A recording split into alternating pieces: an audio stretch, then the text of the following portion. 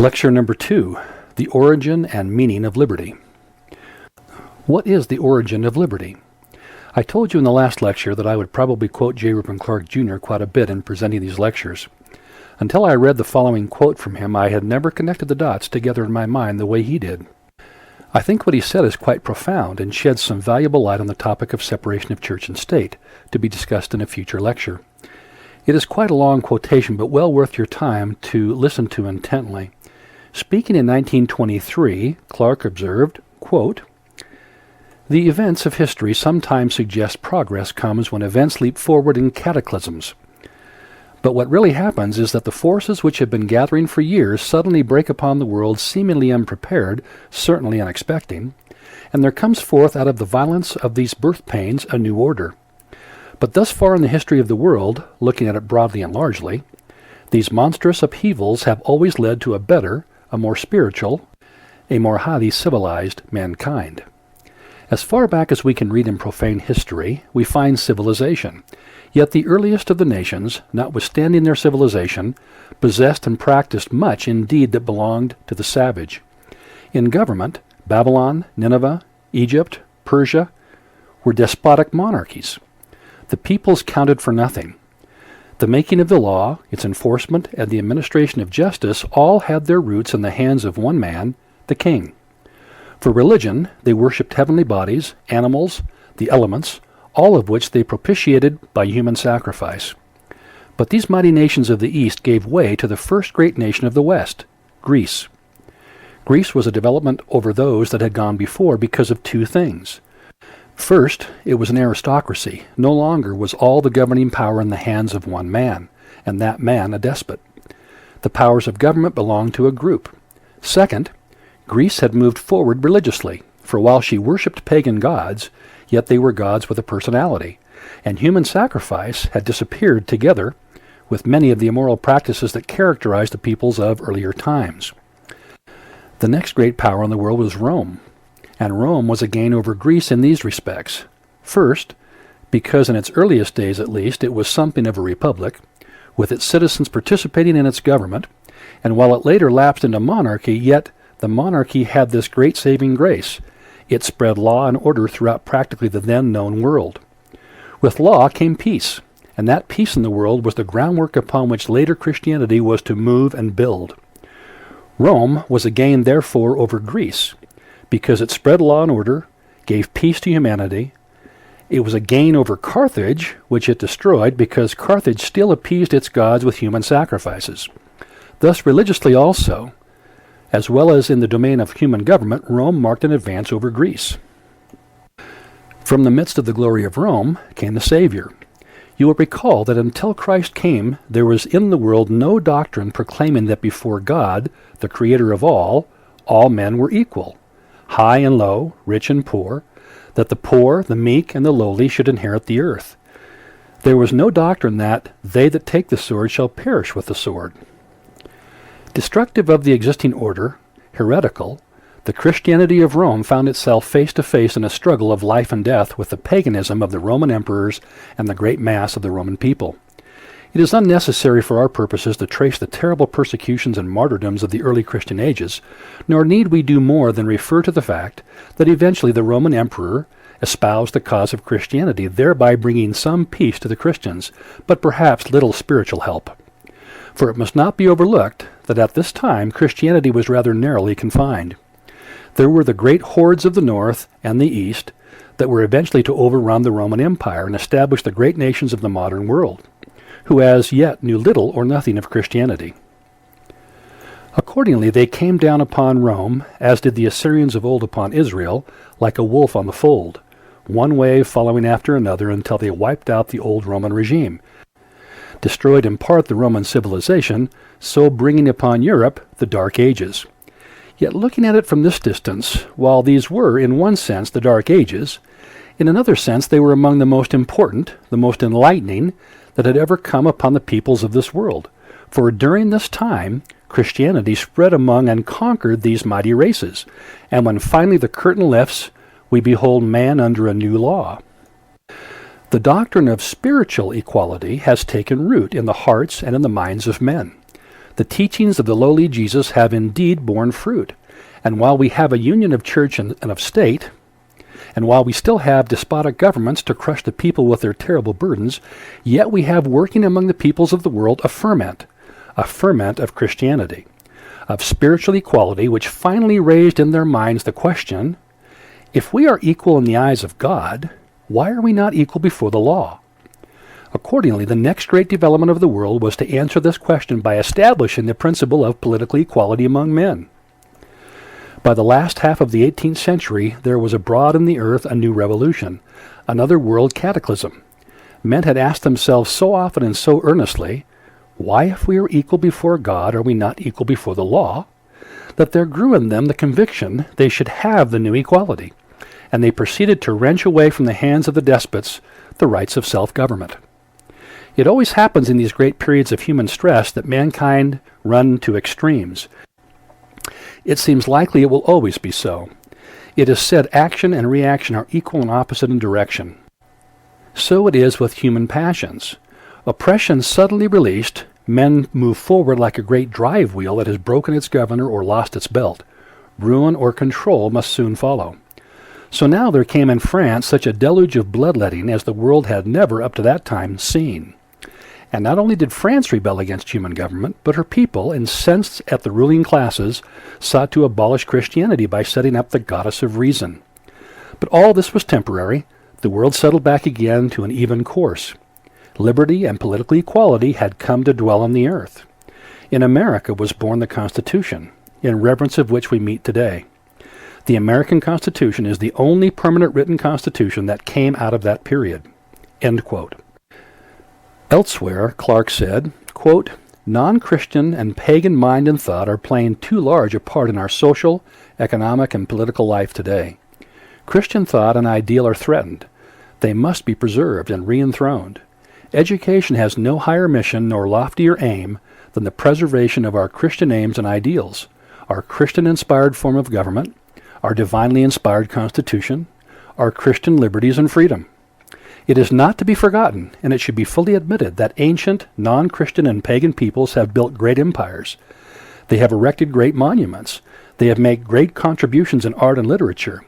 They have enriched the world in its intellect and spirit, but all they did was founded on the grinding down of the individual, the common man, the oppression and regimentation of the mass, and the exaltation of the privileged few. Slavery, not freedom, was the keystone of every arch they built.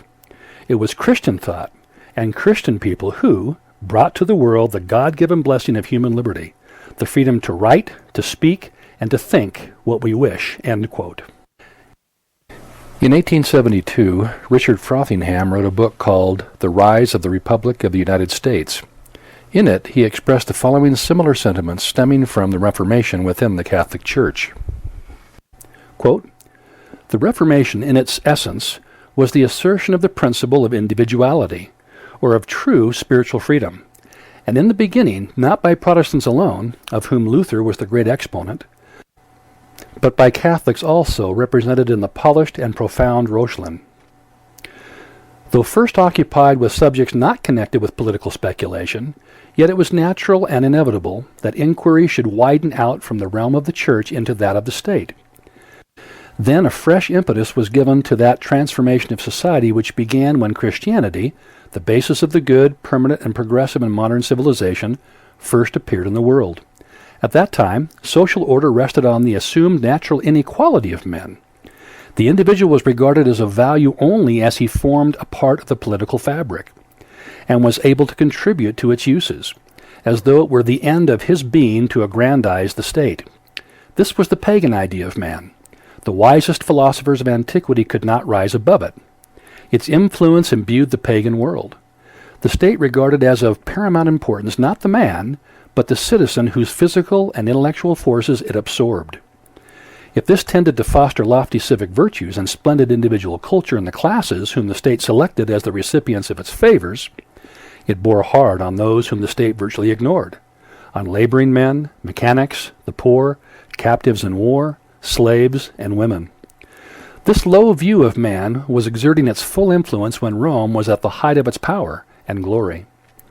Christianity then appeared, with its central doctrine that man was created in the divine image and destined for immortality, pronouncing that in the eye of God all men are equal. This asserted for the individual an independent value. It occasioned the great inference that man is superior to the state, which ought to be fashioned for his use. This was the advent of a new spirit and a new power in the world.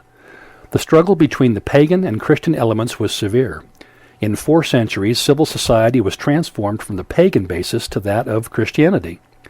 But long after Rome had crumbled, the influence of paganism under various forms continued to operate, and especially the idea that man was made for the state, the office of which, or of a divine right vested in one, or in a privileged few, was to fashion the thought and control and action of the many. Its embodiment in arbitrary power, both in ecclesiastical and political affairs, continued to oppress and benumb the human intellect, until the Reformation roused a spirit of activity in the bosom of the Church. The new life, thus started in the domain of religion, soon communicated itself to other provinces. The new powers then called into existence reached forth to other and wider fields.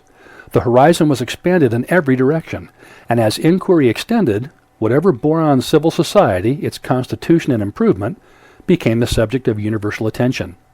There then arose above the low level of a corrupt political world a class of thinkers who grasped the idea that the state ought to exist for man, that justice, protection, and the common good ought to be the aim of government." End quote.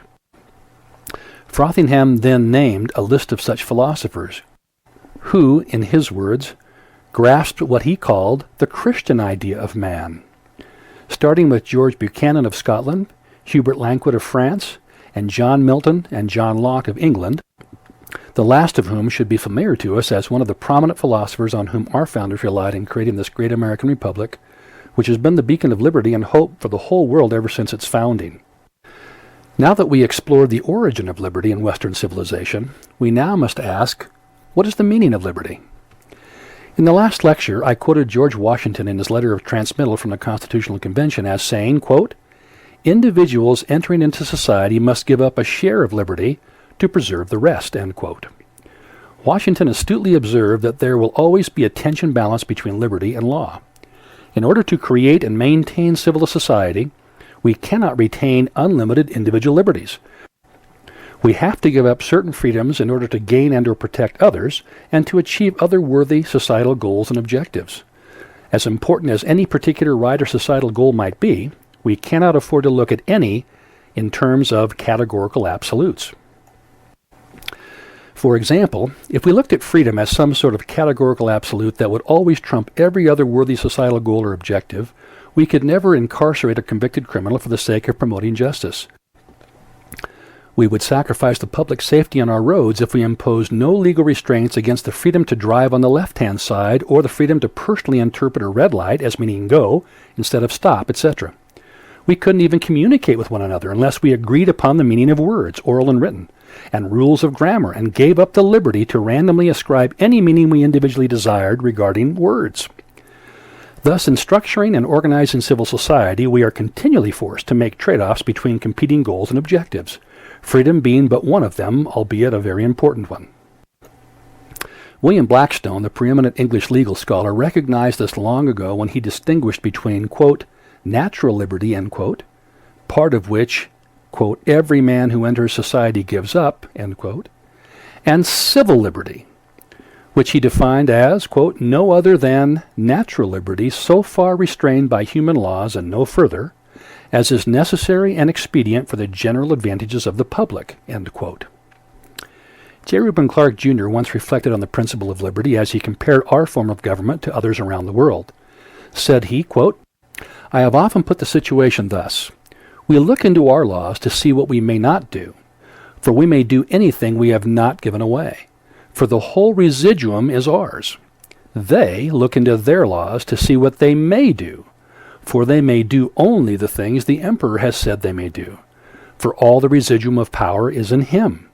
This makes us free men, it makes them subjects." End quote. In other words, for a people to call themselves free does not mean that they are subject to no laws, but rather that they are subject only to those laws they themselves have given their government the power to make. In a republic such as ours, at any time the people can withdraw previously granted powers or grant more.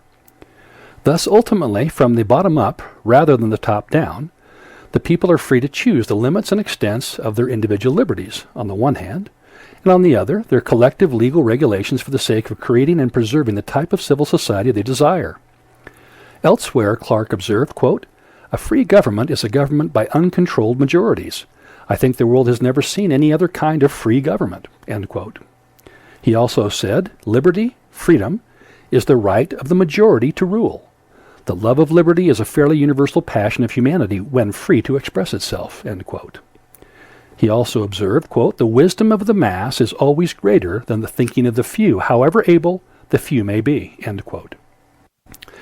Today, some people seem to believe that the more unbridled individual liberty, the better.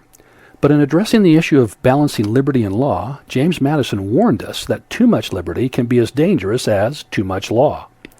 In Federalist number 63, he said, quote, "Liberty may be endangered by the abuses of liberty as well as by the abuses of power. There are numerous instances of the former as well as of the latter, and the former, rather than the latter, are apparently most to be apprehended by the United States." Let me read that again, adding and deleting some words to clarify its meaning. Liberty may be endangered by the abuses of liberty as well as by the abuses of power. There are numerous instances of the former as well as the latter, but abuses of liberty, rather than abuses of power, are apparently most to be anticipated and dreaded by the United States, end quote. In other words, based upon the constitutional form of government we chose to implement, he anticipated that we would more likely see abuses of liberty in our future rather than abuses of power. The notion that abuses of liberty threaten its very existence has been well expressed by many people. The following represent but a small sample. George Washington, quote, "Arbitrary power is most easily established on the ruins of liberty abused to licentiousness," end quote. Robert P. George, a Catholic law professor at Princeton University, quote, "True freedom, the freedom it liberates, is grounded in truth and ordered to truth and therefore to virtue. A free person is enslaved neither to the sheer will of another nor to his own appetites and passions. The counterfeit of freedom consists in the idea of personal and communal liberation from morality, responsibility, and truth. It is what our nation's founders expressly distinguished from liberty and condemned as license," end quote.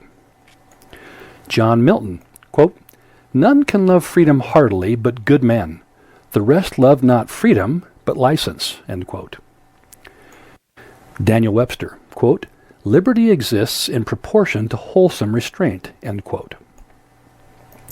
J. Reuben Clark, Jr., quote, "We may take as a premise that there are certain virtues which we should possess and retain as good citizens, as upright men and women, and as members of civilized society. Among such virtues we might perhaps list certain 'thou shalt nots' of the Decalogue, and the need for industry and sobriety. These virtues are named because looking at mankind as a whole, and at the Christian nations particularly, these characteristics seem to be basic to their civilization. They seem to be equally basic to any form of orderly society of which we can conceive. Organized society demands some restraints and some conventions. How much and what of either or both is a more difficult question, and the answer to the question will in some measure depend upon the persons and the people affected and their state of civilization and righteousness. The greater the civilization and righteousness which a person or a people shall possess, the less will be the need for restraint and convention." End quote.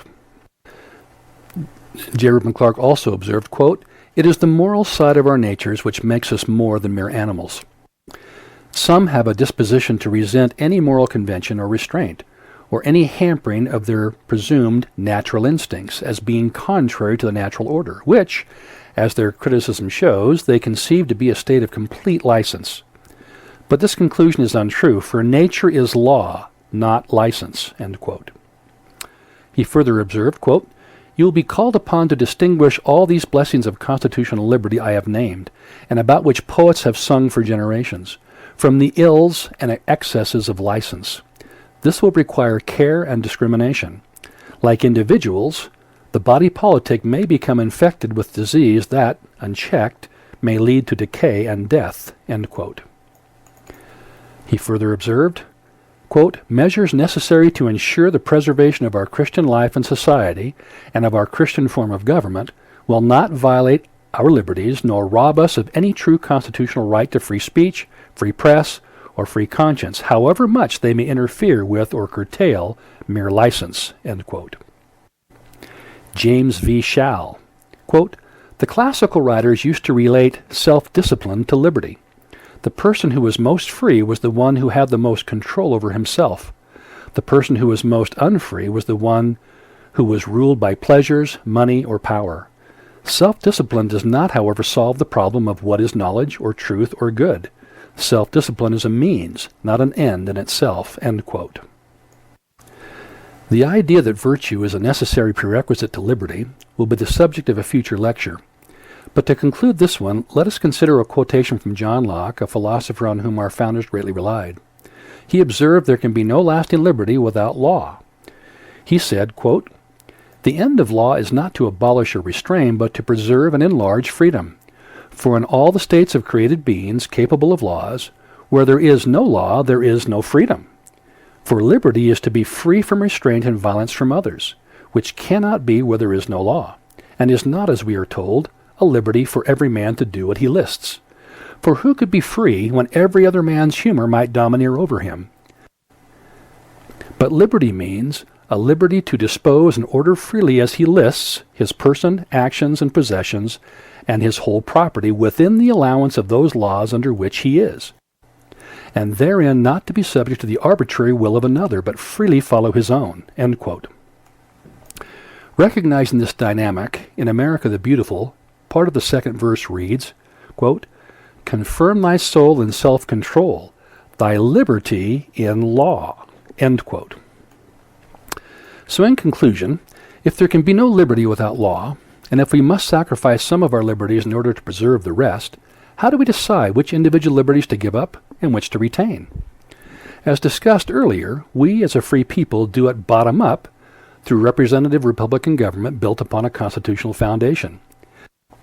But a very important aspect of our original constitutional framework for making such decisions has largely been destroyed by the judiciary.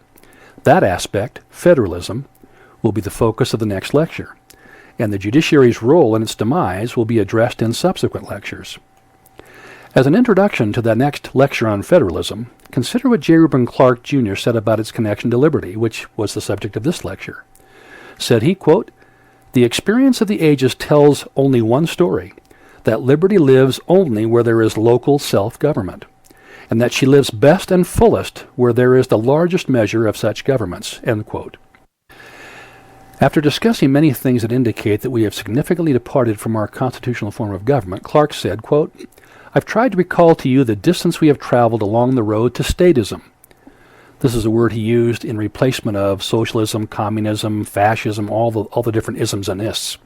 Anyway, he said, "I've tried to recall to you the distance we have traveled along the road to statism, and to make the point that if we do not vigorously fight for our liberties, we shall go clear through to the end of the road and become another Russia or worse.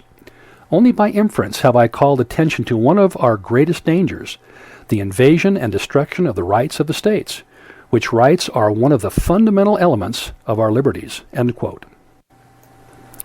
That is the formal end of the lecture on liberty. But if you want to consider some other points about liberty made by J. Reuben Clark, Jr., then please continue listening. For the sake of brevity, I would like to paraphrase most of his points, but when I use his exact words, I will so indicate by using quotation marks. If you have the written version of this lecture, the several points made in a particular address will appear with a footnote to the whole batch after the last point made in that address.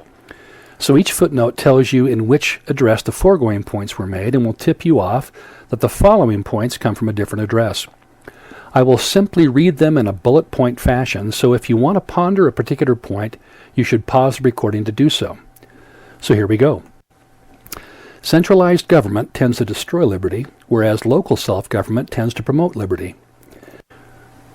Centralized government operates through bureaus which all too frequently have as their primary goal self-perpetuation in office and power.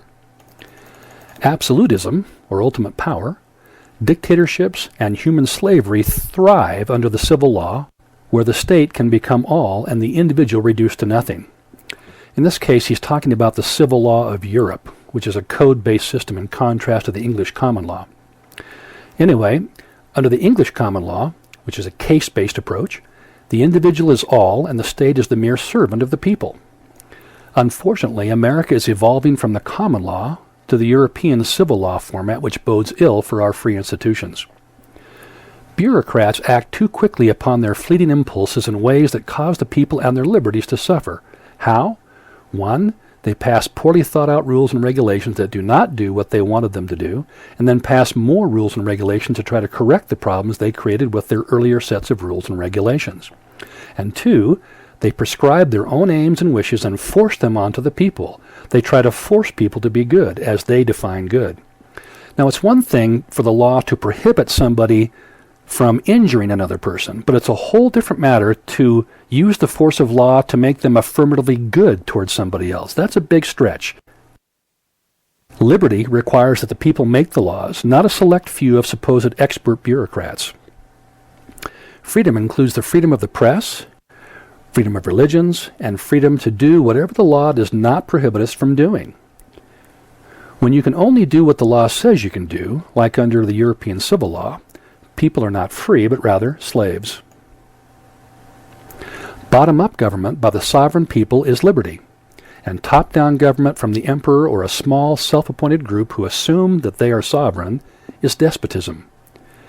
Giving their government only those powers they wish to give it, and retaining unto themselves what they did not wish to give, is liberty. Quote, "The love of liberty is a fairly universal passion of humanity when free to express itself. But liberty was never implanted in the hearts of a people from the point of a bayonet, nor will it ever be from the nose of an air bomb." End quote. In other words, they must want it themselves and be willing to pay the price to get it. Did we violate this rule by invading Iraq and Afghanistan? Or are we going to end up having spent a lot of money and blood in a failed effort to impose freedom on those people when they did not want it enough to pay the personal price necessary to achieve it? I thought of this quote from Clark before we invaded, but thought that he was wrong and supported our war effort. Now it's looking like I was wrong and Clark was right after all. The price of human liberty has always been human suffering and human sacrifice. Future generations are depending upon us to be willing to make whatever personal sacrifices are necessary to preserve liberty for them. We will need God's help to have the courage and wisdom to do our parts to preserve liberty for our posterity. Alien-born and bred doctrines are coming among us and twisting the thoughts of the people. They will once more array class against class and destroy our free institutions and constitutional system. If we are to live free, we must stop the spread of these doctrines. Bondage is slavery, and it may be in the form of political slavery or economic slavery. Bondage may be economic slavery, as between individuals, like the slavery that we got rid of after the Civil War. But bondage may also be slavery to the state, where the slavery is both political and economic. We fought the Revolutionary War to throw off political bondage. In a society that is free both politically and economically, some will get more worldly goods than others.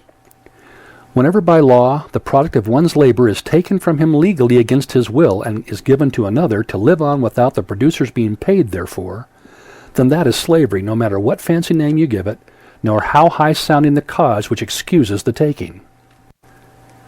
This is not to say that governments cannot tax the people to pay for the rightful purposes of government.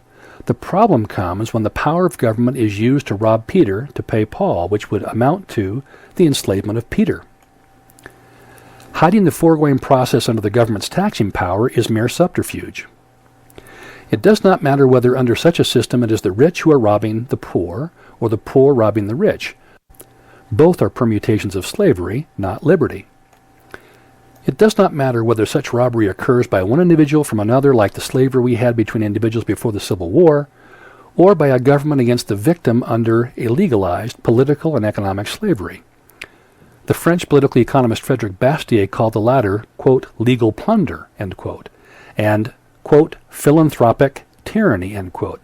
That's an interesting phrase to describe using the law to make people be affirmatively good to somebody else. In an economic system that brings to all the equal opportunity to become and to do what they want, If perfect freedom does not exist and this rule prohibiting legal plunder is violated, it is better to have a working majority, numerically speaking, feed a few idle rich than to have a minority of the population forced by law to feed an idle majority. Because in the latter case, the victimized numerical minority will probably be the types of workers who will work primarily with their brains and at some point will refuse to use their brains to create the wealth that the majority seeks to plunder. This is because the injustice of the situation will cause their brains to go on strike and refuse to produce the useful ideas that are sought to be plundered by the majority through the force of law.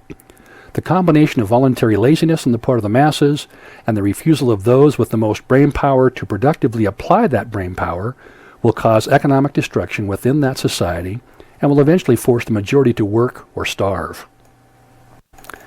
God ordained that man should work and not be idle. He told Adam that he was supposed to live off the sweat of his own brow, not somebody else's.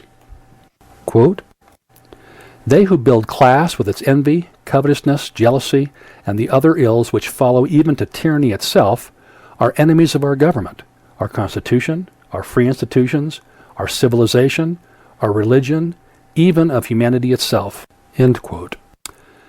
Class warfare destroys every hamlet, town, and city as the haves and have-nots are pitted against each other, and no moderating leashes are used to bridle the elemental passions of men. Both patriotism and self-interest should cause every citizen to resist such a toxic political environment.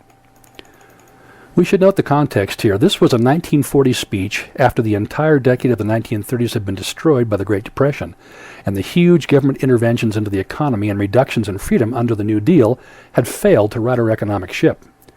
After all, as a country, we had had several depressions before, but they were all relatively short-lived because the government tried to get out of the way of freedom rather than try to micromanage everything like it did during the 1930s.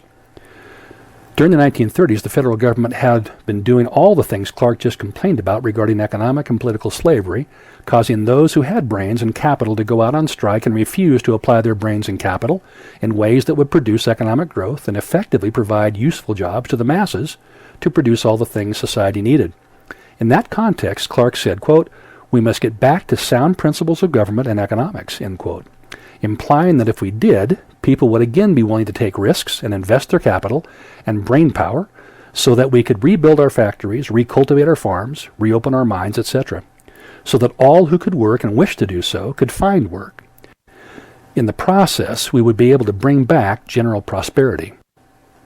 But this would also require that people personally re-enthrone industry and thrift and all the old virtues that made honorable, upright, God-fearing men and women and good citizens.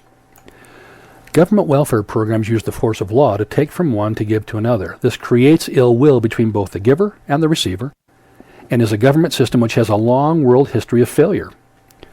Government doles have always sooner or later brought oppression, ruin, and even chaos in their wake. The politicians who promote such systems and become the takers and redistributors always have the motive of political control. Such systems result in a buying of the electorate and the destruction of the free ballot of which we boast. Quote, "Such civic villainy always wears the cloak of helping suffering humanity, and that poor, ignorant, hungry humanity eats the loaf which is the deadly poison of its liberty. The worst despotisms that exist in the world today were notoriously built by the simple process of supplying first one desire or need of the people, and then another, and still another, the people always giving in return some bit of their freedom until, when the giving was finished, their liberties were gone." End quote. Whoever builds his power on these foundations is an enemy of all that God intended man to be. If the government were to take over the insurance industry, everyone would become dependent upon the government and hence the voting slaves of whichever politician promised them the most.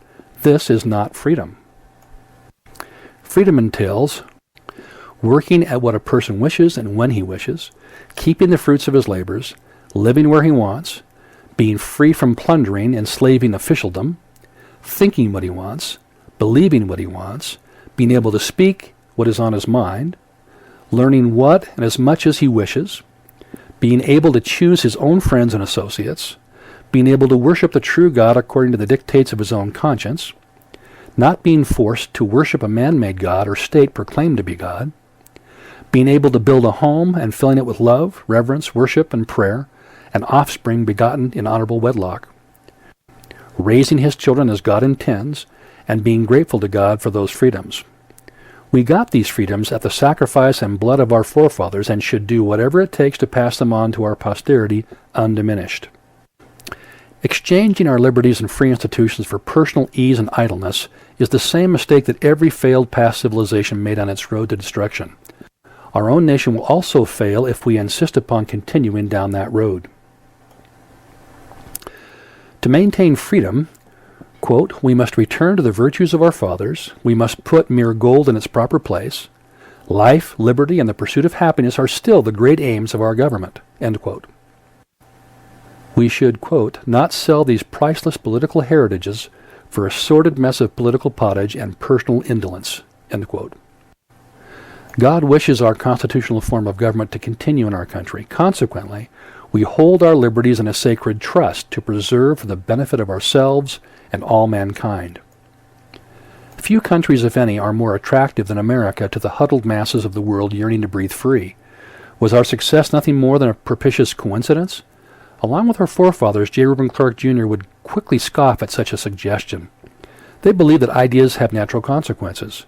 Contrary to what many seem to believe today, they believed that freedom was not the ultimate moral good, but the vehicle through which the pursuit of truth could occur. They believed that grave political consequences would transpire should the people deny and disobey universal moral truths. We should examine the motives of anyone who argues for freedom from restraint or conviction. Rather than trying to remedy the defect in their own character, they want to justify it by encouraging everyone else to develop the same defect. Misery loves company is illustrated by the Aesop fable of the fox and the short tail, where the fox lost his beautiful tail in a trap and then tried to encourage his friends to cut off their tails by pointing out all the disadvantages and inconveniences of having a tail. His friends could see through his arguments to his true motives and refused to cut off their own tails. Freedom of speech was designed to protect our right to criticize the government and expose tyranny and oppression, which tend to dissipate when exposed to public view. A regulatory power over the means of communication that only allows favorable expressions regarding the government will tend to destroy liberty and encourage tyranny and oppression. There can be no freedom where public servants may not be called to account. History shows that progress against plagues, famines, ignorance, and superstition has occurred most effectively where individual freedom was greatest. Despite what some say that freedom and Christianity have failed, they have not failed. Rather, they have saved the world. A failure of our civilization will occur if we cast them under our feet. Rather than looking at our many imperfections, if we would stand back to get the big picture and compare what we have here in America to what other countries around the world had in the past and have now, we would be able to see that we really are a great country.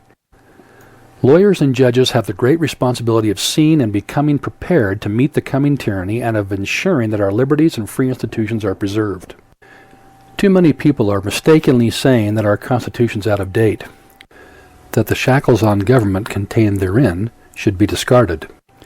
The Constitution is the inspired crystallization of the wisdom of man from his very beginning. It cannot become outdated in a mere century and a half of usage. And I think the same could be said now after only about 230 years of usage. Those judges and lawyers who, for power or gain, will sacrifice the principles of freedom that are basic to our republican form of government, will violate their solemn oaths and become traitors to their lofty and holy trust. Those types of judges and lawyers should be purged from our midst. Already, too many of them have shown an easy willingness to let pass unchallenged encroachment after encroachment upon our liberties.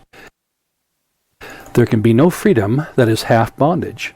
There can be no partnership between liberty and slavery. Regarding FDR's four freedoms of freedom of speech, freedom of religion, freedom from fear, and freedom from want, Clark said that the first two are essential components of liberty, but that the second two are hopeless political utopian dreams, the pursuit of which will ultimately destroy liberty. FDR made his Four Freedoms speech on January 6th of 1941. The Atlantic Charter between FDR and Churchill in August of 1941 also included amongst the enunciated freedoms the freedom from fear and want, but left out the freedom of speech and the freedom of religion. Clark predicted that the machinery to enforce the Atlantic Charter would resemble the failed machinery of the Treaty of Versailles. He had been a key player in preventing the U.S. from signing on to that treaty. Our freedoms of speech, of the press, and of religion will fail unless all three branches of our federal government cooperate to preserve them. In the words of FDR's June 7, 1943 address, what he meant by, quote, freedom from want, end quote, was to, quote, feed all the people of the world as we now know human beings should be fed, end quote. Clark observed this ambitious goal had never before been done in history and would be very unlikely to actually be achieved now. He called them, quote, unreachably altruistic, end quote. To achieve those goals would require force which conflicts with another stated right in the Atlantic Charter, namely, the right of all peoples to choose their form of government. Such free governments are governments by uncontrolled majorities. Liberty and freedom is the right of the majority to rule. What if such a government by majority rule does not voluntarily choose to pursue a policy of freedom from fear and want? Will some outside force try to compel it to comply through military occupation? If so, then won't that free government be destroyed? In May to June of 1943, the United Nations Conference on Food and Agriculture declared that it is the, quote, mutual responsibility, end quote, of all nations to establish the, quote, freedom from want for all people in their lands, end quote, and required, quote, coordinated action to establish such conditions of international security as will make possible an expanding and balanced world economy, end quote. Clark said, quote, furthermore, and the phrases may be ominous, there is to be some form of direct action to make protective foods available for free or at low prices to groups with inadequate diets.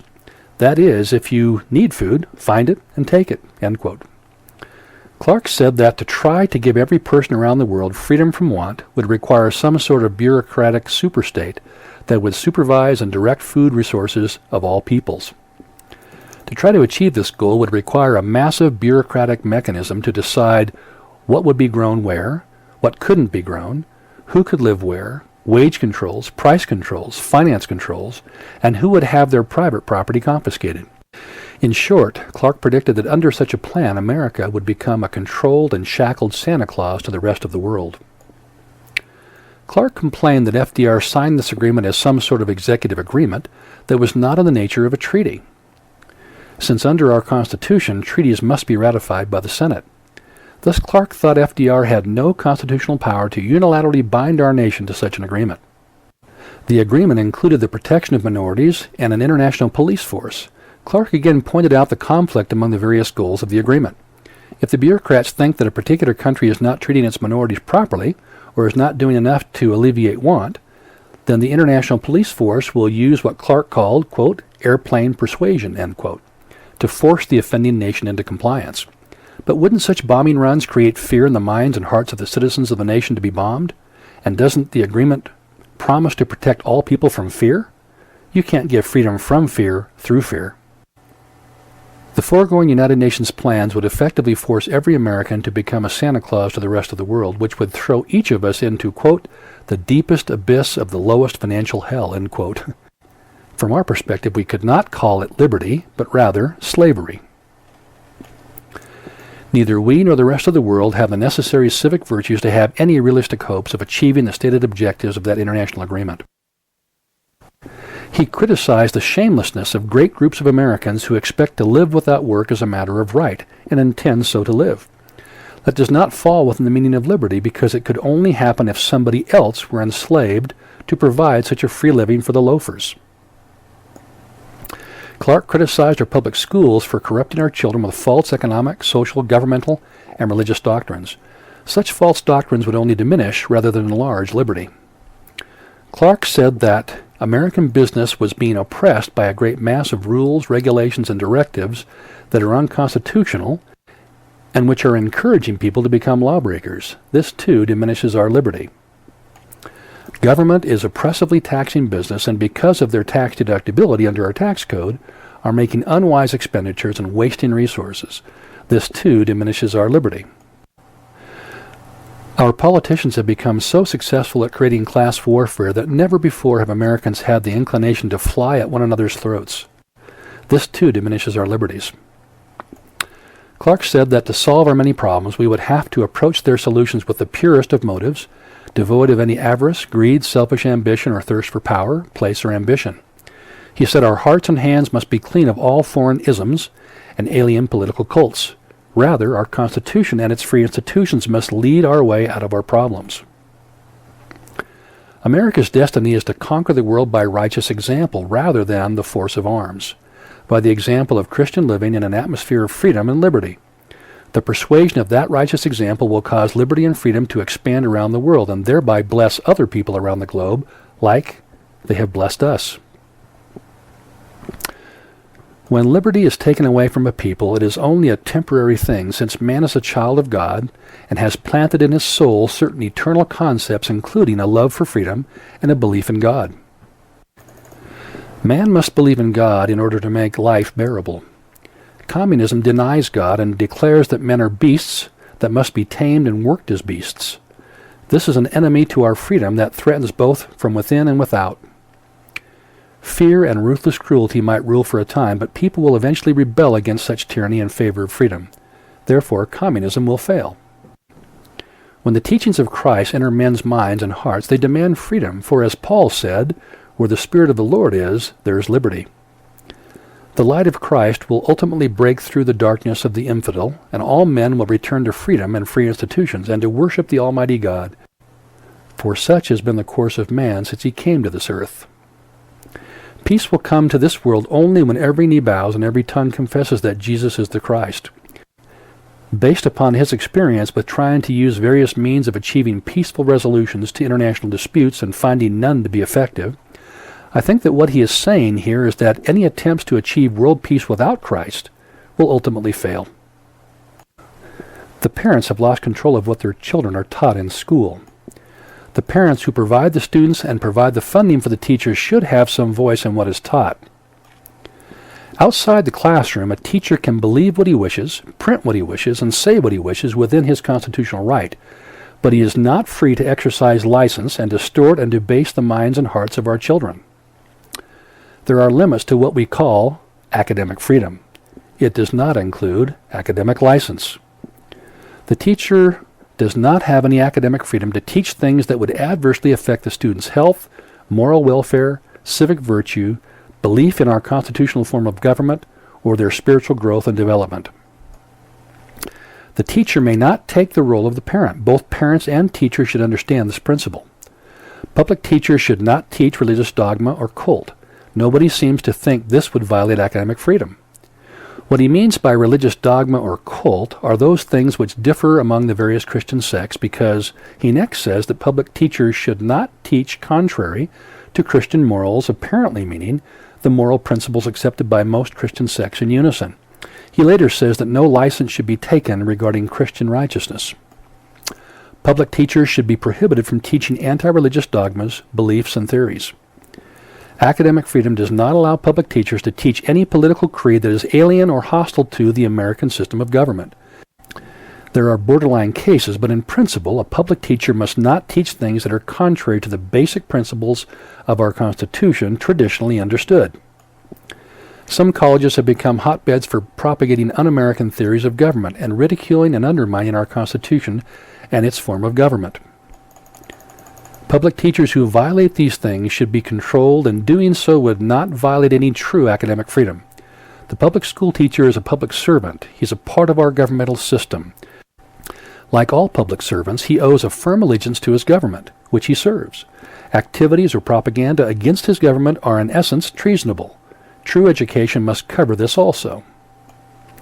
This principle of freedom versus license also applies to the press, the radio, and the movies, which too are great educational instrumentalities. Freedom of speech and of the press were designed to preserve the right to criticize politicians and government purposes and policies. But this has not and should not be construed to cover treasonable activities, nor activities that are designed to bring about a revolution or overthrow the government, at least when we are talking about free government such as we have. Public teachers should not teach anything contrary to good taste, propriety, decorum, or decency, for these things would injure the home and the people in general. A part of our indispensable educational efforts will be to rebuild the American home. We have physically and to some extent socially assimilated large groups of people from other lands. but they do not seem to have adequately assimilated intellectually or civically. He said that in the context of our Christian heritage as a nation, and commented that the non-Christian and pagan mind and thought are playing too large a part in our social, economic, and political life today, to the point that our Christian thoughts and ideals are threatened. He said they must be preserved and re-enthroned. The implication, considering his address as a whole, is that teaching the foregoing in our public schools would not only not violate the legitimate notion of academic freedom, it is an academic responsibility of our public school teachers so to teach. He said that when our civic, political, moral, physical, and spiritual existence is threatened as they are now, we shouldn't be overly sensitive to those whining complaints of those who wish to use the very liberties we give them to effectively destroy those liberties by trying to persuade us to adopt non-Christian and pagan forms of society and government which currently threaten the very existence of Europe. We should not be fooled by their disguise of feigning a deep anxiety for our welfare. Obviously, his warnings and pleadings have been ignored since America has only grown closer to the European welfare state since his address was given. He blamed the non-Christian and pagan mind for threatening the conquest of Europe as we were then on the eve of World War II. Even though some of the Christian nations of Europe never allowed full liberty and even sometimes allowed slavery, as long as the rulers were guided by Christian teachings, their people had a right to hope and pray for freedom because if those rulers believed in Christ, they knew that he said that men should be free. Under the non-Christian and pagan mind that was threatening to conquer Europe, man's civic and spiritual allegiance was to be due to the state and its ruler. Once again, the individual would become nothing and the mass or state everything. American, quote, achievement and civilization have not been built on these precepts, and Christian salvation does not come to us by this route, end quote. Effectively, he is saying that Christian salvation is worked out individually and not collectively through political organizations of the masses. Man's allegiance should be to God and not to the godless state. I think all of those observations by Clark are some very interesting insights into what liberty means and what must be done to preserve it. Again, our next topic for discussion will be the issue of federalism.